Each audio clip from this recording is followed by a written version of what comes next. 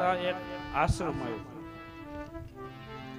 આશ્રમ આવ્યો એટલે રામ તો બ્રહ્મ હતા પણ ત્યારે માનવ હતા એટલે પૂછ્યું કે હે વિશ્વામિત્ર, જે આ હું આશ્રમ જોઈ રહ્યો છું એકદમ નિર્જન જેવો લાગે છે, જાણે કે વર્ષોથી ઉજળ પડેલો હોય એવો મને આ આશ્રમ લાગે છે, અને ત્યાં એક પથ્થરની શિલા પડી છે,